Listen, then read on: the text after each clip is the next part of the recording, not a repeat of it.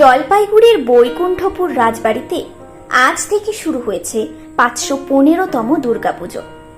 বৈকুণ্ঠপুর রাজবাড়ির দুর্গাপুজো, যা রাজপরিবারের ঐতিহ্যবাহী অনুষ্ঠান হিসেবে পরিচিত, আজ পৌঁছেছে তার ৫১৫তম বর্ষে।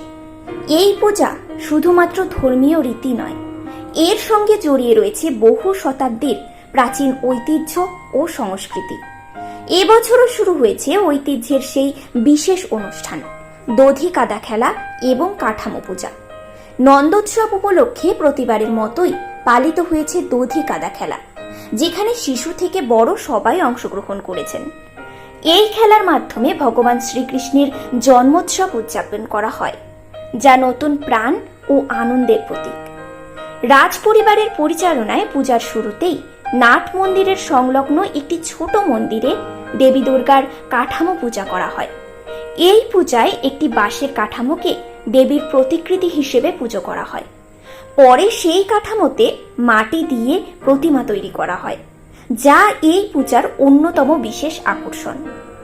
রাজপরিবারের সদস্যরা আজও সগৌরবে এই পূজার আয়োজন করে আসছেন। এবছরও সেই ধারাবাহিকতায় বৈকুণ্ঠপুর রাজবাড়িতে ৫১৫তম দুর্গাপূজার মহোৎসব শুরু হয়েছে।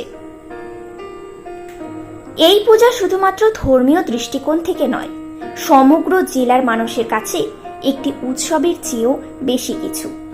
এই পূজা দেখতে প্রতি বছর দূর দূরান্ত থেকে ভক্তরা আসেন এবং রাজ পরিবারের ঐতিহ্য ও রীতিনীতি প্রত্যক্ষ করেন। এই ৫১৫ বছরের পুরনো ঐতিহ্য আমাদেরকে আমাদের সাংস্কৃতিক শিকড়ের কথা স্মরণ করিয়ে দেয়। এখন দেখা যাক পূজার বাকি দিনগুলিতে আর কি কি চমক আমাদের জন্য অপেক্ষা করছে। Bureau report, news prime Times.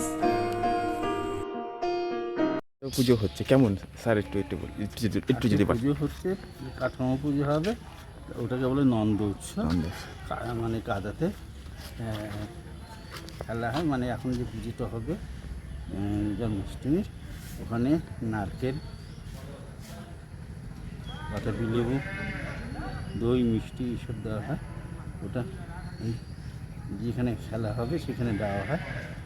তারপরে ওই নারকেল বা বাতাবি লেবু নিয়ে দুজন মিলে খেলা করে। মানে এটা হওয়ার কারণ কি স্যার?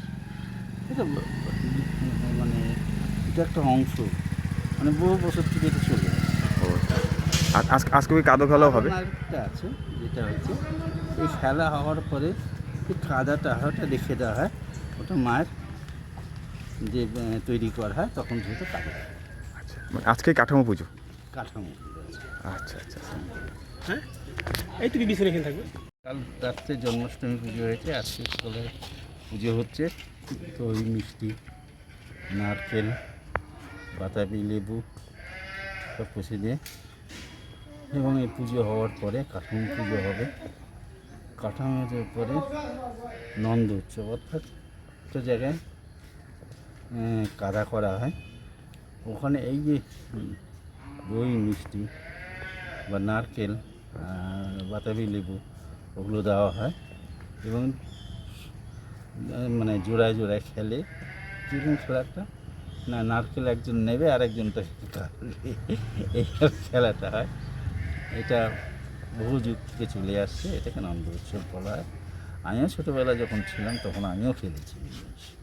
হ্যাঁ, আর এই যে কাদাটা যেটা হবে সেটা রেখে দেওয়া হয়। আজকে একটা কাঠামো পুজো হচ্ছে, যখন মাকে ধরা হবে তখন এই কাদাটা খালি হবে। এবার কততম বছরে এইটা 500